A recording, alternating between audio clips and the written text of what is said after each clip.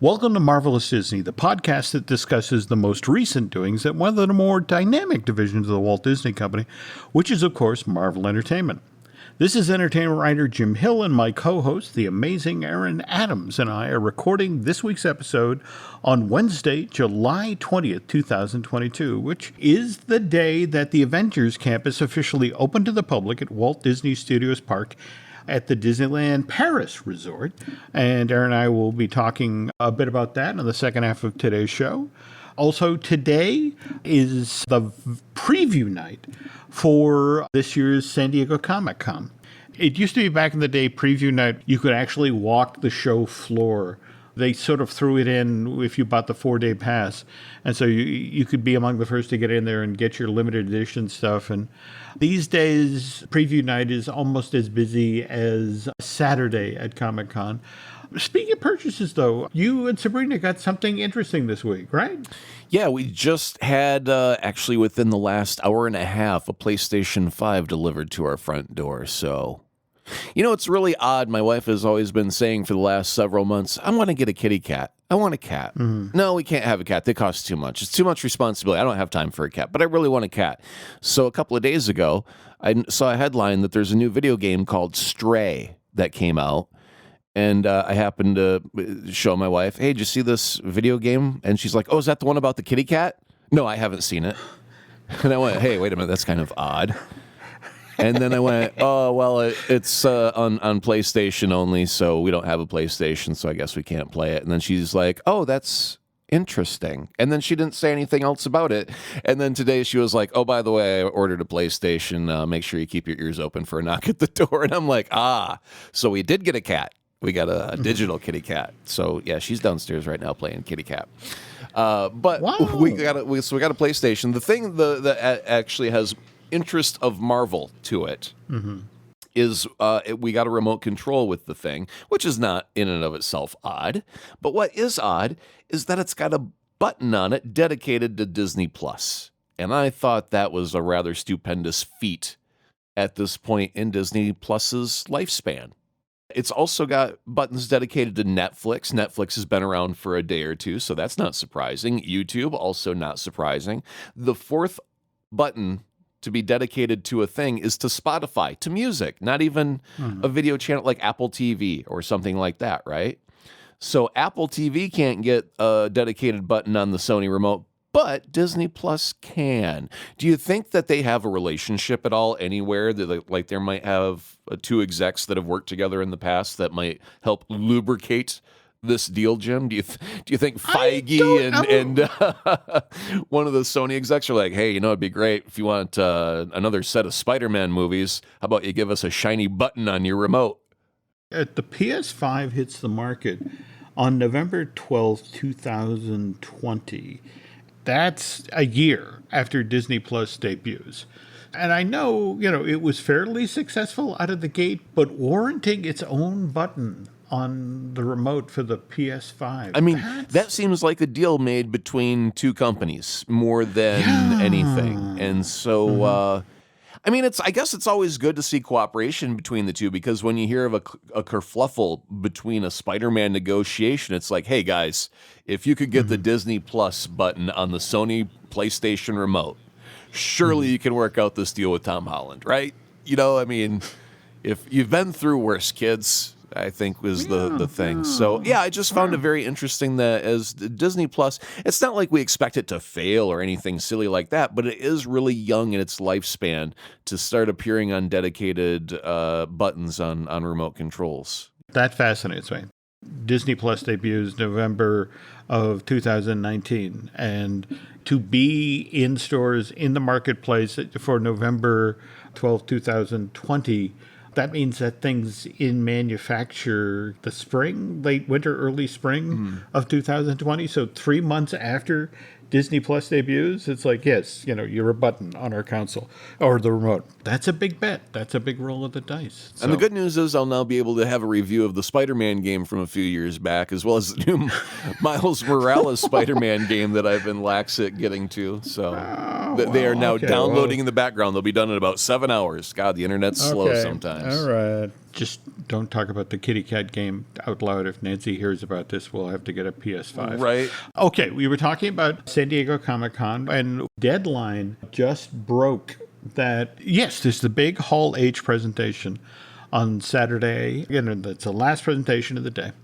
Deadline is already kind of putting out the word to the effect, don't expect a whole lot of news coming out of this thing, because evidently Marvel Studios has decided to hold back all of its really big announcements for the D23 Expo, which is going to be September 9th through the 11th of this year. But supposedly what folks, the 6,000 folks crammed in the Hall H will definitely get to see is footage from She-Hulk, which, again, debuts on Disney Plus on August 17th of this year, and then some footage from Black Panther Wakanda Forever, which arrives in theaters November 11th. But again, that's kind of a gimme, the next big television thing from Marvel and the next big movie. And beyond that, the Mahershala Ali Blade reboot now has a new title. It's going to be called The Blade. Oh, my God. Yeah. So Just had to throw that extra word in there. The Blade. Oh, my God. The Blade. So, like, when he walks into a room, like a room full of vampires, are they going to go, look out, it's the Blade? Is that how that's going to play out now? I don't honestly know. Hey, I mean, you look pretty mean. What do they call you? They call me the Blade. I don't know, man. It just it makes it a little dime store feel is what it does. I know. Okay. I know. So, Well. all right. Well, before we get to the rest of the news, I should mention that the news portion of today's Marvelous Disney is brought to you by Storybook Destinations, trusted travel partner of the Jim Hill Media Podcast Network. For a worry-free travel experience every time, please book online at StorybookDestinations.com. We talked on the last show about that end scene from Ms. Marvel, where Brie Larson's Carol Danvers character seemed to switch places with Aman Vellani's Kamala Khan character. But at the same time, we were told that, okay, you're going to have to wait a year. July 28th, 2023 is when the Marvels finally arrives in theaters. We'll be waiting to find out why they switch places. We also had news. We talked on a recent show about how Samuel L. Jackson is doing some reshoots for the Marvels when he's in London this month. In fact, was just reading today that evidently the reshoots on Secret Invasion began this week.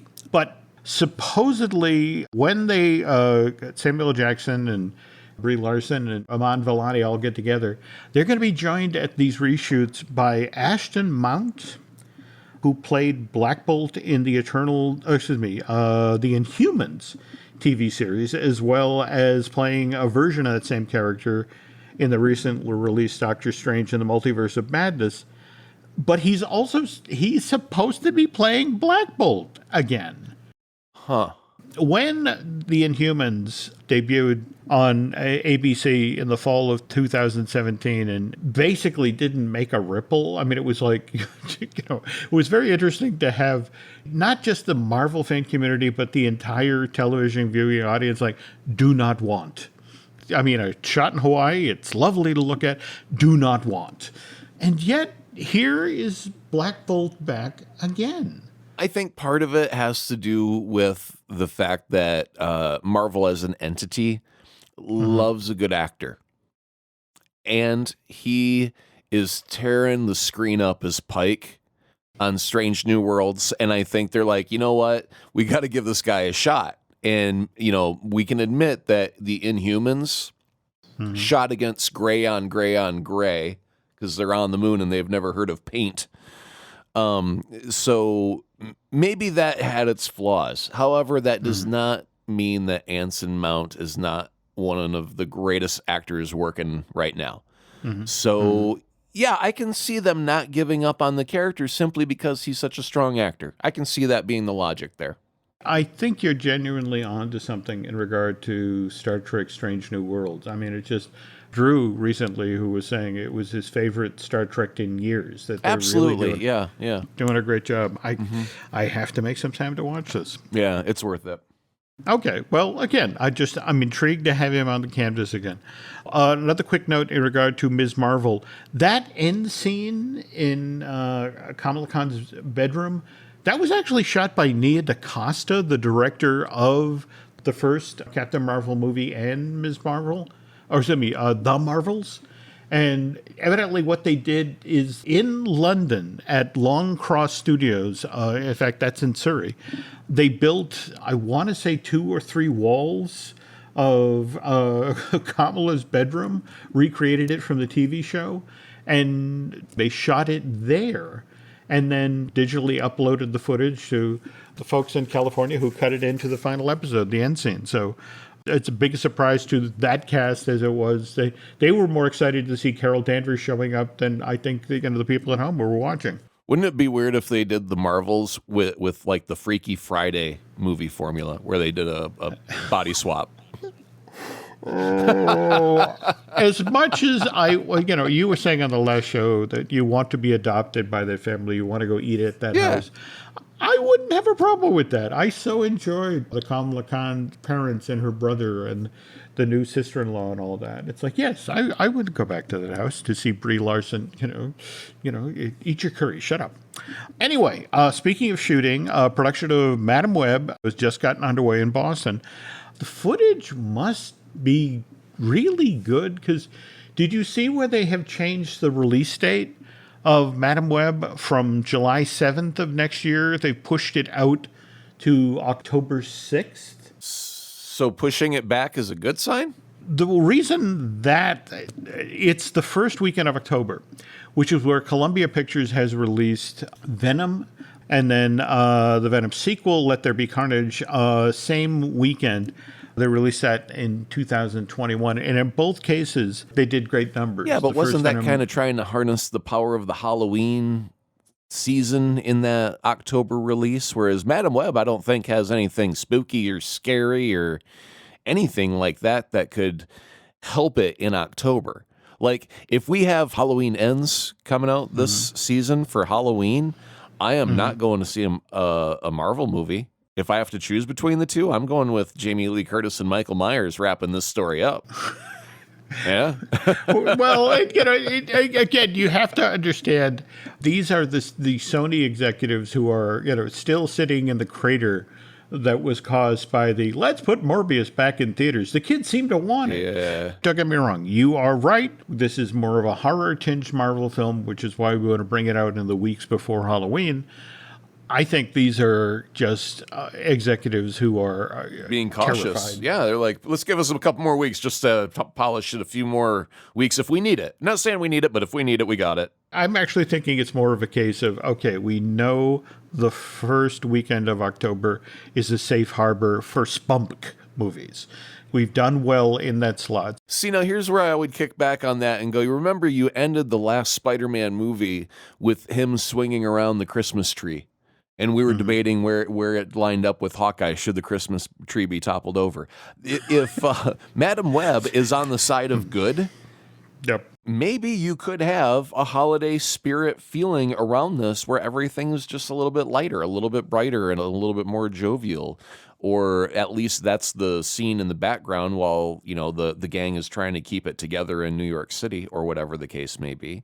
But, yeah, I just don't see anything in the month of October helping a Madam Web movie because it shouldn't have the spooky vibe. Totally get what you're saying here, but the Venom movies have made a lot of money in that slot. In fact, just in the past week, we learned that Tom Hardy, who plays the title characters in all the Venom movies, first time out, was paid $7 million to play Venom.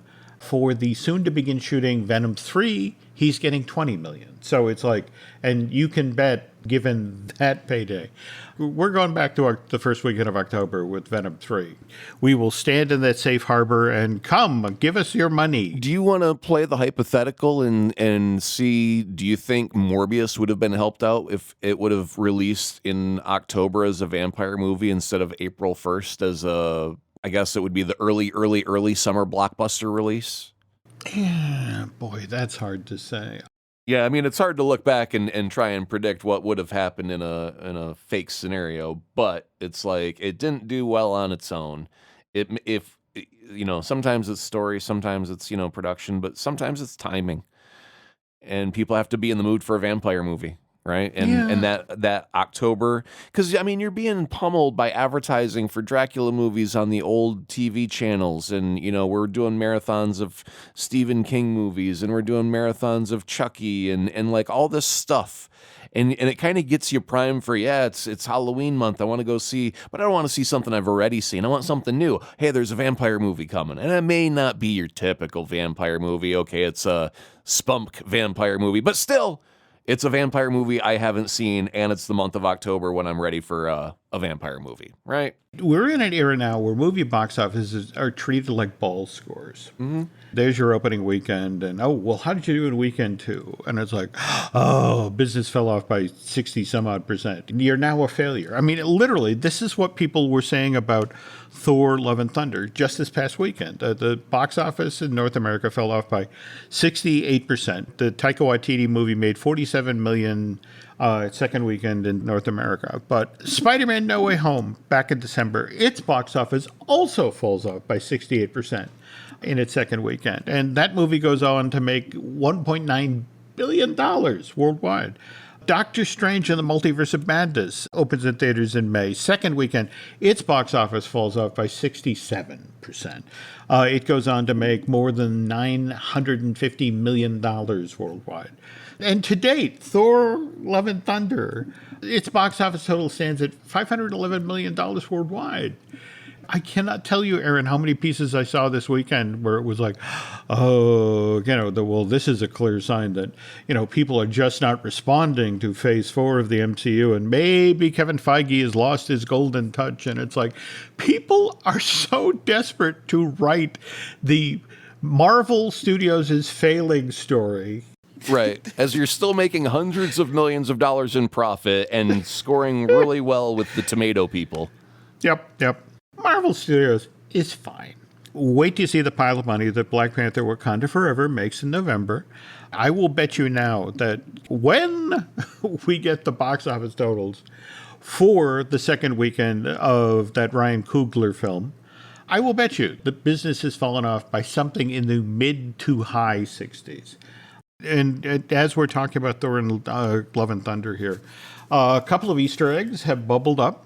Have you heard that Mark Hamill has a cameo in this thing? Yeah, like a blink and you'll miss it. I think he's even in the foreground, isn't he? Well, yeah. There is a crowd scene in New Asgard where Thor is reassuring the residents there, not to worry, I'm here to save the day. And there among the folks with the beards who are looking on concerned is Mark Hamill, and he himself confirmed. Didn't he call it his second Blink and You'll Miss Me cameo? So, what was the first? I thought it was just one of his many Blink and You'll Miss It cameos because, he's appeared in Star Wars many times, not as Luke. Mm-hmm. He's done voices for, the gambling droids in not The Last Jedi. Was it The Last Jedi. When they have their little side excursion to the gambling planet. Yeah, he plays, the rich drunk robot that bangs on BB for coins or whatever. And he also voiced an alien that was doing the craps table or something like that. So yeah, he's done many, many, many cameos in many movies, either as just a voice or he'll appear in costume and do a thing, not as a major character, just as a here I am, catch me, okay, I'm gone, and that's it because it's fun. So yeah, he's done a lot of that. I don't know of any other ones in any Marvel movies. So I think that's the only one, but we can double check that. Okay, well, we'll do some digging and get back to you folks. Also, anyone who's seen the ads for Thor: Love and Thunder knows that there's a moment where Zeus flicks off Thor's clothes or flicks off Thor's disguise to see who he actually is. And we call that the crack of thunder. There we go. All right. Yes, we get to see Thor's back and then some. But what's interesting is that when they go in for the close-up of the upper back, we get to see that Thor has some tattoos, and they are honoring his lost loved ones. And start off with a sizable tattoo for his brother. It's an R.I.P. Loki. And then there's a scroll that lists those others that he mourns, and they are Mother, Father, Hemdale, Tony, and Natasha. So it acknowledges that he misses his friends, Iron Man and the Black Widow. Oh, also, on the last show, you brought up, Aaron, that Brett Goldstein from Ted Lasso has been cast as Hercules in the MCU. Sure, yeah. But at a Ted Lasso event, he was asked about how he was able to keep the secret for as long as he did, and he joked to the effect, well, Marvel put a chip in my head that would have exploded if I had, if I'd effing spoke about it, which is why I didn't tell anyone, not even my own family. How's that for your spouse? Where were you today? I can't tell you. Oh, really? You smell like perfume. No, I swear to God, honey, it was work. Oh, yeah, where were you? I can't tell you. And like that fight just goes on and on and on. And then it's like 7 months later, and they're both sitting in the theater, and he goes, look, I was in a freaking movie. Now I can tell you. It wasn't Diane, your sister. Okay? I promise. Wow. I couldn't tell you because of a contract. That's a remarkably specific bit of play acting there, Aaron. Yeah, just don't ask what my wife's sister's name is, okay? There we go. Okay. Okay. Moving from one buff Marvel superhero to another. We were talking earlier about She-Hulk Attorney at Law, which is going to be showcased at San Diego Comic-Con this coming week. But we also have some info about this new series, which Marvel's trying to get out ahead of the show and make people aware. It's like, look, this is not Falcon and the Winter Soldier. This is not WandaVision. This is a half-hour-long legal comedy. I hope it opens up like Ally McBeal. I just want like the theme song and everything to be straight ripped off Ally McBeal, except the girl's giant and green. I think that would be a great starting point. Maybe not. I don't know. Well, I mean, you've seen the poster of the green high-heeled foot, But that's kind of what it reminds me of. From what I've been hearing about the opening, that there's at least one sort of Ally McBeal-ish tribute coming. All right, cool. But anyway, first 3 episodes. First one again, we know August 17th. The second one is the 24th of that month, and then the third is August 31st. 9 in total. They will continue to chug all the way through to Wednesday, October 5th. And Titania Mansley, the young lady who's playing Jennifer Walters and She-Hulk on the show, has been talking about what it's been like to do this. And it's, a lot of it involves standing on, sets of stairs so she can maintain the proper eye lines with her fellow actors as they're shooting the scenes for her to be replaced later. And she, when asked what that was like, it's like, well, you feel like a dork, but somehow you also feel cool at the same time. And so, okay, we talked at the top of the show about the Avengers campus at Walt Disney Studios Park in Paris. And when we get back, we're going to walk through how we got there.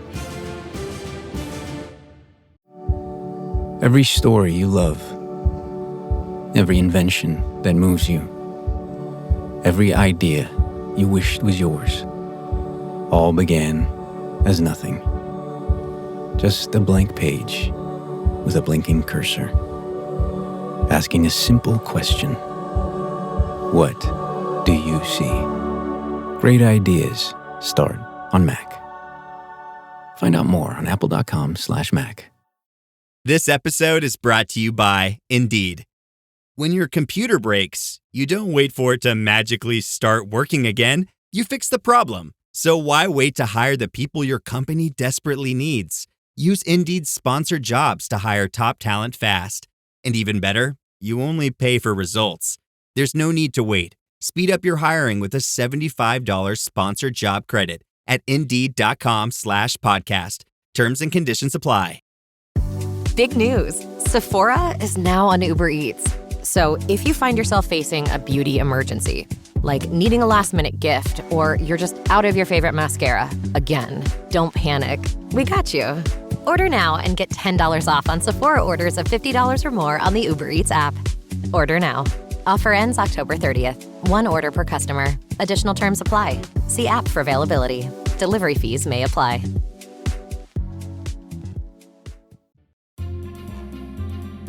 Again, Aaron, refresh my memory. It's August 2009, and you hear that the Walt Disney Company has just bought Marvel Entertainment and access to 5,000 characters. And Yeah. The rage. I was having a Hulk moment. I was offended. Don't you Mickey Mouse my characters, Disney. Yeah, and the thing was, because as I grew up over the years and my tastes matured, and things like Marvel Knights, which were a little bit more bloody and graphic, and the language, also evolved a little bit in that direction as well. So I didn't want the Punisher to be using a Nerf bullets. I wanted there to be severe damage, because only then can you face repercussions for the damage you've caused. You have to have the violence in order to make the message about what the Punisher's doing wrong on his vengeance quest, full of blood. You can't regret the trail of blood unless there's a trail of blood to regret. So when Disney was making the purchase, and we already had Iron Man, and I think at that point it had made all the non-believers believers. It made a lot of people who were not aware of what a Marvel character was. Shone light on what you could do with a Marvel character, because really the only good movies that people had really gotten were some Spider-Man movies, and I mean, obviously Blade and X-Men were good Marvel movies as well, but this was the beginning of the MCU, right? So they had to make a stamp and make it different. And so, the general public, and I do recall all of my friends also having that very same shrewd attitude of Disney is going to screw this up, and we are going to boycott them and march with pitchforks and torches. And boy, were we wrong. Okay. Now, Disney took this opportunity very, very seriously, especially the theme park side. In fact, I have seen artwork for a proposed Marvel park, literally an entire Marvel theme park that would have been built out in California in the parking lot, the Toy Story parking lot, across from the Anaheim Convention Center, where the D23 Expo will be held come September. There were 5 and 6 different lands. It was a very ambitious idea, but the Imagineers were hamstrung by that master licensing agreement that Universal had made with Marvel Entertainment back in March of '99, which is what led to Marvel Superhero Island, which opened at Universal's Island Adventure theme park in Florida in 1999. By the way, Marvel and Disney, the riverboat idea along the Mississippi River is still an option for you. I just want to throw that out there because I haven't got my check for that yet, and I haven't heard any openings about a riverboat for Marvel on the Mississippi. But go ahead, Jim. Well, no. It's so interesting you say that, because during the period where they were trying to figure out what they could get away with, and this is how March of 2013 we got the monorail at Walt Disney World that was skinned for Iron Man 3.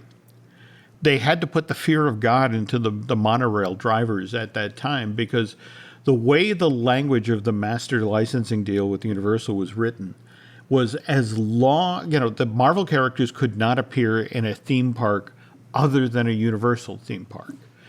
As long as the monorail stayed on the track outside of the Magic Kingdom, did the loop that took people to the Grand Flow and the Contemporary and the Poly, it was fine. But it was like, God forbid that somebody hit the track switch and sent this very same monorail down the line into Epcot. Because once it passed into Epcot, it had violated the deal. And that meant Universal could go to Disney and say, I would like a really large check right now, because you violated our, the terms of our agreement with Marvel. So they brought all the monorail pilots into a room when they had the skinned Iron Man 3 thing and put the fear of God into them. We will kill you. If you accidentally take a monorail over Epcot, we will kill you. I can see like they pass the barrier point and all of a sudden they stop it, and all of the guests are like, have you ever seen a monorail go in reverse? This is a first. What's going on up there, Captain? No. Well, I don't want to talk about it. All you need to know is no one's getting back. Sued. Yeah, we're going back a little bit, and no one's getting sued, and I get to go home and see my wife at the end of the day. There we go. Now, kind of a saving grace here was that as part of this deal, Universal had the rights to use some of the Marvel characters out in California at Universal Studios Hollywood, but they had to agree to pay Marvel Entertainment a certain percentage. And what ended up happening is, after the holiday season of 2008, the folks at Universal looked at, well, how much does it cost us to have a walk-around Wolverine and a guy in a Spider-Man outfit and somebody dressed as Storm meeting with people in the upper lot? It's like, that much? Oh, no, we don't want to pay that anymore. We are going to let our option lapse.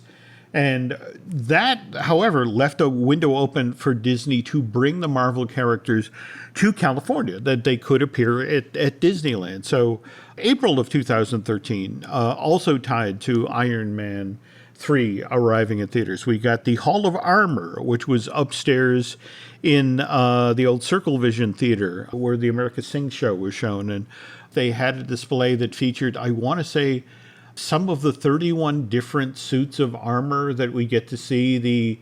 What did they call that? The party? Yeah, the house party protocol. Protocol. There we go. Yeah. So you got to see a lot of the Spider-Man outfits from the house party protocol there.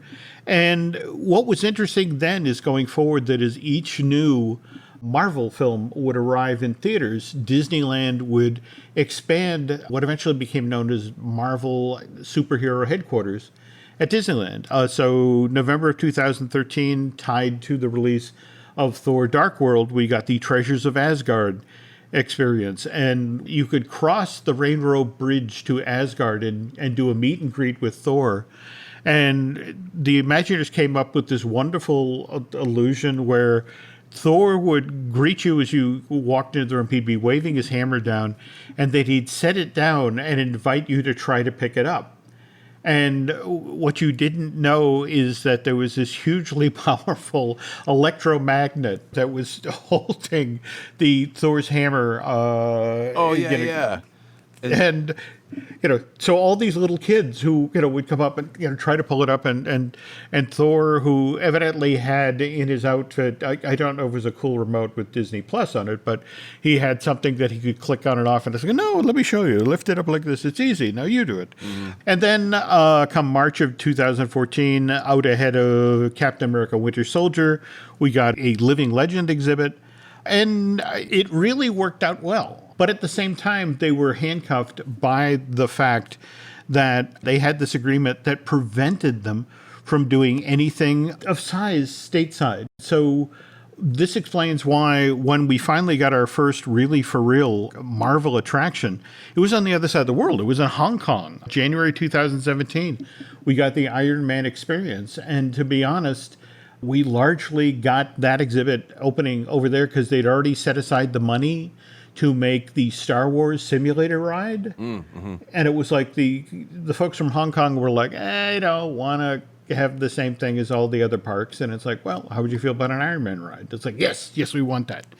And then jumping ahead, obviously, May of that same year, we finally got Guardians of the Galaxy Mission Breakout. Fall of that same year, 2017, we got our first Marvel Day at Sea on the Disney Cruise Line. And by the way, Aaron, just like your steamboat idea out, on the Mississippi, the Imagineers were really happy because, the Disney Cruise Lines were out on international waters. Yeah, anything goes out there. That's it exactly. So they could do whatever they wanted. Hey, you remember that substance abuse plot line that we could never use for Tony Stark because it was just a little bit too touchy for the kids in the movie theater? Well, guess what? Come on out to the Keys and we'll show you what Tony Stark's really been up to in his off time. Devil in a bottle? Demon in a bottle? What it was was that called? Demon in a Bottle. Demon in a Bottle. Yeah. I got that covered. Yeah. Fall of that year, at the D23 Expo, this is when the Avengers Campus project gets announced. And what's fascinating about this is that it's 3 different campuses, California, Paris, and Hong Kong. They're supposed to have sort of different attractions, but also, some similarities. Jumping ahead here, March of 2019, we get Ant-Man and the Wasp Nano Battle at Hong Kong, the 2 attractions, the Iron Man experience and Nano Battle, were part of what was called the Hong Kong edition of Stark Expo. I mean, a kind of a lovely throwback to what they did in Iron Man 2. The notion of, hey, Tony's dad used to do this, and we're doing one. We're going to do it in Hong Kong this year. Now, Avengers campuses are under construction at this point, 6 acres of Marvel-related attractions. However, the DCA version was supposed to originally open on June 18, 2020, and of course, that didn't happen because of COVID. I mean, that park was out closed for the better part of a year. Finally, when the Disneyland Resort reopened June 4th, 2021, Avengers Campus finally opens there. And then just a few weeks after that, over in Europe, we get the Hotel New York, the Art of Marvel hotel opens up. And again, has kind of the same fun things that were in the superhero headquarters, displays of armor, but at the same time, original pieces of comic art. And then, of course, just a few weeks ago now, May 27, 2022, Guardians of the Galaxy Cosmic Rewind opens at Epcot. And it's not a terribly original nickname, but have you heard what they're calling this attraction now? No, I don't. I have no idea. It kind of has something to do with the folks who are having trouble holding down their lunch. The Vomit Comet? The Vomit Comet. Well, that's very unoriginal. I mean, anything that goes fast that makes you sick is a vomit comet. So, come on, guys. But this is the first one that actually travels through space, so everyone thinks they're being clever. Oh, yeah, okay. So today, again, July 20th, 2022, Avengers Campus has opened to the public at Walt Disney Studios Park in Paris. It's been previewing, they've been holding media events and that sort of thing for the past week to 10 days. And just like so many parts of the United States right now, that they're having a ridiculous heat wave over in France right now. And I don't know if you've seen what they're doing to mitigate this with the guests, but they've been rolling fire hoses through both Disneyland Park in Paris and the Studios Park in Paris. And what they do is they stick holes in the fire hose so that it sprays water and just let the guests walk through the cool mist. No, see, I was hoping that we were going to be reliving that moment from Weird Al Yankovic's infamous movie UHF had what was that, Cosmo Kramer? Drink from the fire hose, and then the kid opens his mouth and they blast him with the fire. Now, see, that was quality entertainment. I'm not going to argue that point. UHF has its charms. Yeah. So let me ask you about the Paris location. First off, by comparison speaking, in California, we were supposed to have a Wakanda location, right? And that's shelved. Oh, yes. Is Paris complete? Is there anything missing? Anything that's still waiting in the future to be done? How open is this? Just like one attraction, all of it? The Battle of Wakanda attraction was supposed to be the super e-ticket for all three of these. In fact, Avengers Campus in Hong Kong is still under construction and will supposedly open next year. But the Battle of Wakanda super e-ticket, once we lost Chadwick Boseman, this thing was put on pause. I think also as we move from phase 4 into phase 5 of the MCU, I think that there's a sense of let's see what comes over the horizon to see if there's another character that's ridiculously popular or there's another opportunity within one of these films. What I love about Avengers Assemble, the Flight Force attraction, this is the roller coaster that's sort of a retooled version of Rock and Roller Coaster avec Aerosmith. And people haven't been quite as enthusiastic about the ride itself. There's been a lot of grumbling that what with the use of projections inside. And mind you, these are projections of Brie Larson. She plays Captain Marvel in this attraction, and Iron Man recruits her to help out with this mission. But in the pre-show, there's this absolutely amazing electric animatronic version of Tony Stark. 30 different functions. It is one of the most sophisticated animatronics Disney's ever done for the park. But, the thing is that you see him in this pre-show element where he's reaching out to other Avengers like, I need help. Will somebody come here and help me? And there's a lovely moment in the show where they cut away. It's like, let me try to get a hold of the Guardians of the Galaxy. Who can you get me? Oh, Rocket. And so it's not Jarvis. I think it's Friday, the AI. Friday dials up Rocket. And when we connect with Rocket, he's now in the collector's fortress.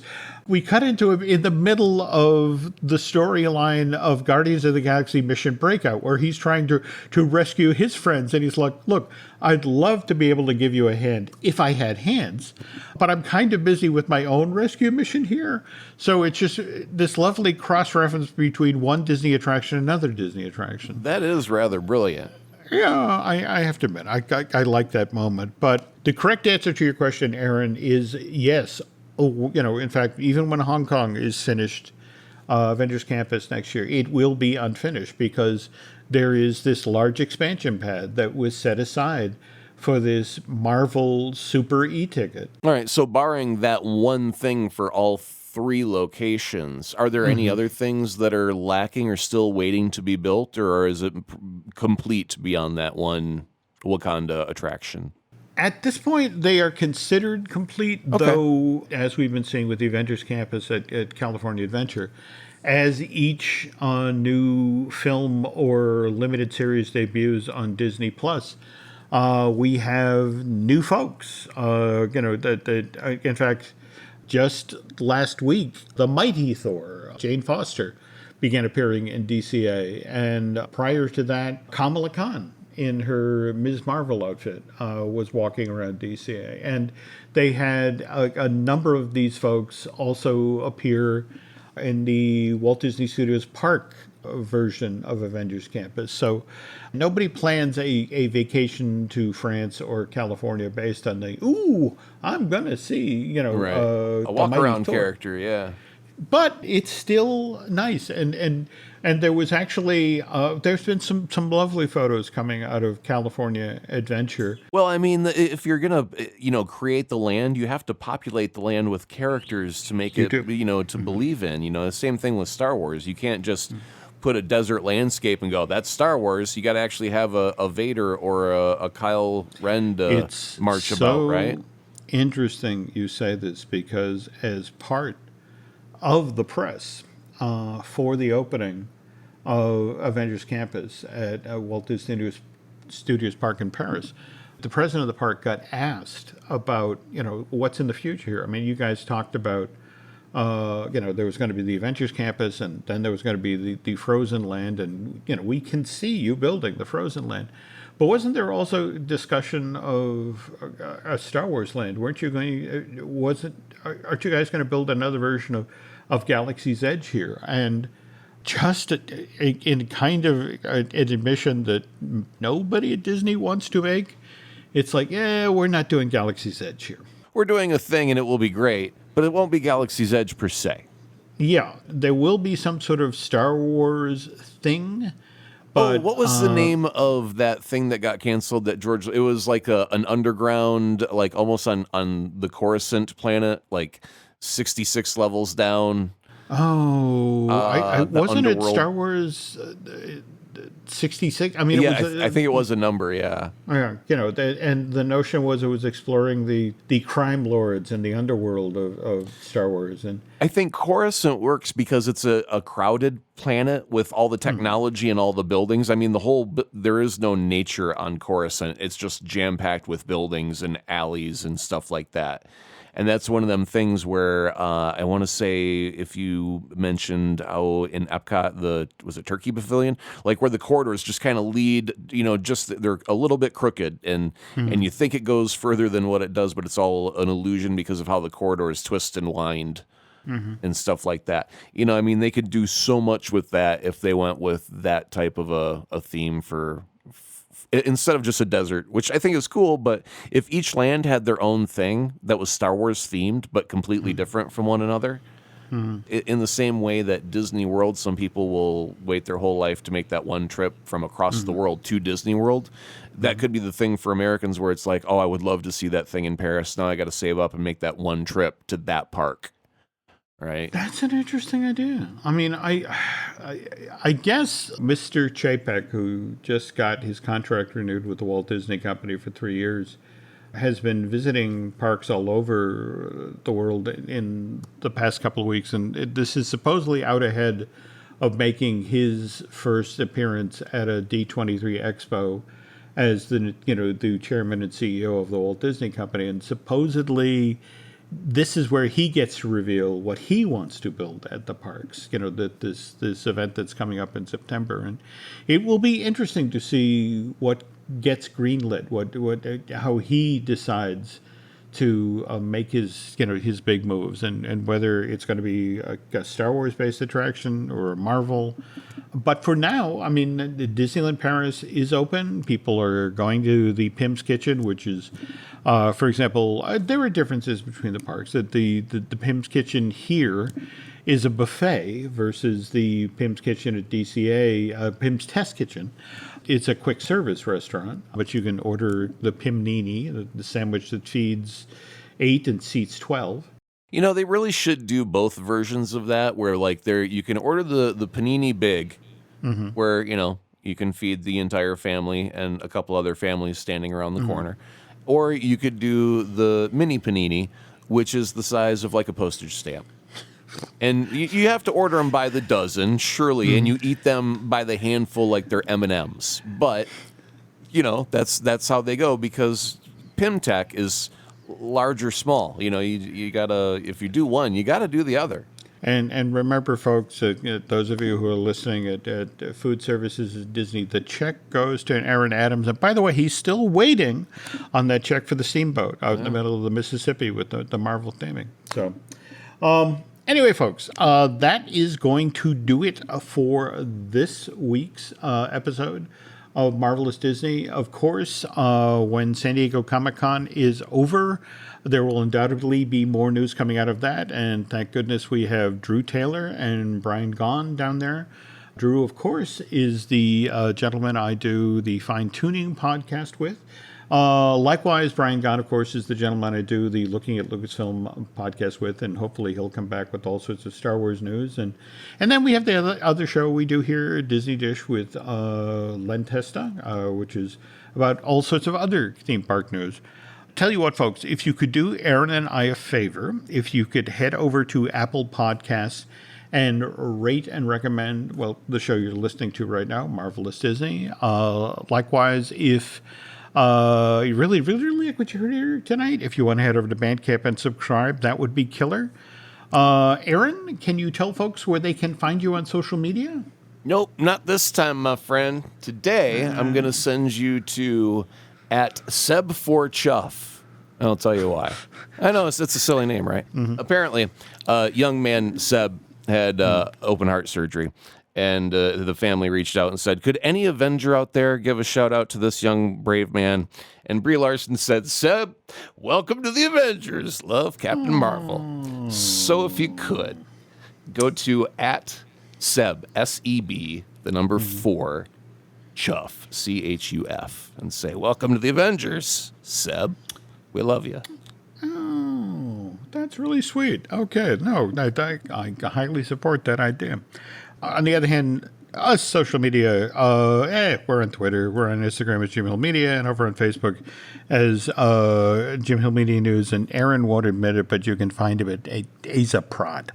So, again, that's going to do it for this week's show. Thank you for listening, and we will be back soon.